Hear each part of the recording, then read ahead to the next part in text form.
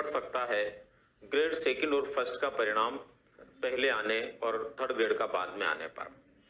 तो यहाँ पर हम उसी मुद्दे पर आज चर्चा करेंगे ताकि बहुत सारे विद्यार्थी जो अभी भी उस बात को लेकर के सक्रिय नहीं है, और जैसे कि आप में से ज्यादातर विद्यार्थी तो इस बात में लगे हुए हैं कि एन प्रकारण जो है सरकार या संस्थाएं जो भी है वो ग्रेड फर्स्ट और सेकंड का रिजल्ट पहले जारी करे ताकि ग्रेड थर्ड की सीटों का किसी प्रकार का कोई लॉस नहीं हो और सभी विद्यार्थी जो उसके योग्य हैं वो निश्चित रूप से अपनी जॉब को प्राप्त कर पाए।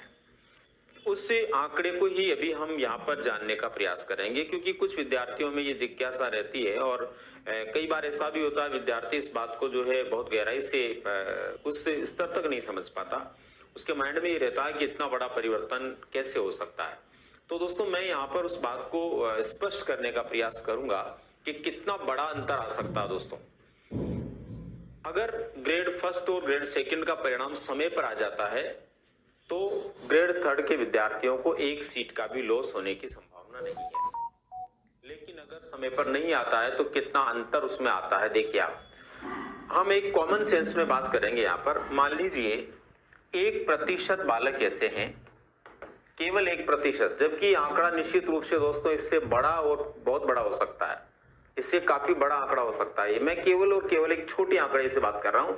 1% यदि बालक ऐसे हैं जिनका चयन ग्रेड थर्ड में भी होता है और ग्रेड सेकंड और फर्स्ट में भी होता है। समझने वाली बात यह है कि उनका ग्रेड थर्ड में भी चयन होता है और ग्रेड सेकंड या ग्रेड फर्स्ट दोनों में से किसी में भी या दोनों में भी चयन उसका हो जाता है। मान लीजिए 1% बालकों का, और ग्रेड थर्ड का रिजल्ट जो है वो बाद में आता है और ग्रेड फर्स्ट सेकंड का पहले आ जाता है, तो कोई दिक्कत नहीं है।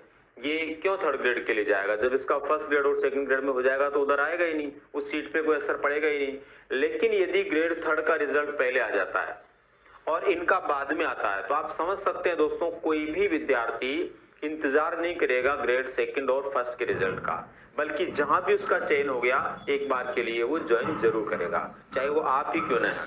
हर कोई विद्यार्थी ऐसा सोचता है, प्रत्येक विद्यार्थी ऐसा सोचता है।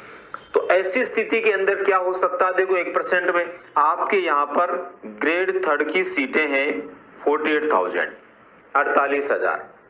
दोस्तों 48,000 सीटों का अगर हम 1% के हिसाब से विचार करें तो आप समझिए कि यहाँ पर 480 सीटें प्रभावित होती है। कितनी सीटें प्रभावित होती है? 480 सीटें प्रभावित होती है। 1% बालक भी अगर ऐसा है जिसका ग्रेड सेकंड और फर्स्ट में चयन हो जाता बाद में और रिजल्ट थर्ड ग्रेड का पहले आ जाए, तो इसका मतलब आप समझ रहे होंगे दोस्तों, 1% बालकों में अगर इतनी सीटें खराब हो सकती है तो देखिए इससे ज्यादा अगर परसेंटेज रेशो रहा बालकों का और रहेगा, ये तय सी बात है। निश्चित रूप से जो विद्यार्थी ग्रेड सेकंड और फर्स्ट में चयन की स्थिति में है और उसने थर्ड भी दिया है तो वो इतना योग्य जरूर है कि ग्रेड थर्ड के अंदर भी वो निश्चित रूप से सफलता को प्राप्त करेगा। ऐसी स्थिति में ये परसेंटेज रेशो मान लीजिए 1 से 2 हो गया तो यहाँ पर आप देख लीजिए जस्ट डबल सीटें हो जाएगी, 950 के आसपास स्थिति यहाँ पर चली जाने वाली है।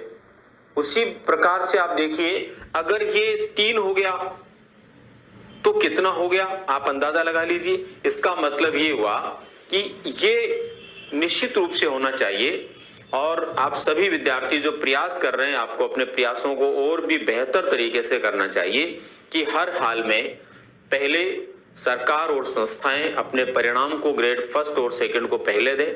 ग्रेड फर्स्ट और सेकंड के परिणाम जो है वो पहले आने का मतलब है कि जो सीटें जैसे हम सोच पा रहे हैं केवल 1% के आधार पर इनका कदापि नुकसान नहीं होगा, किसी भी सूरत में नुकसान नहीं होगा।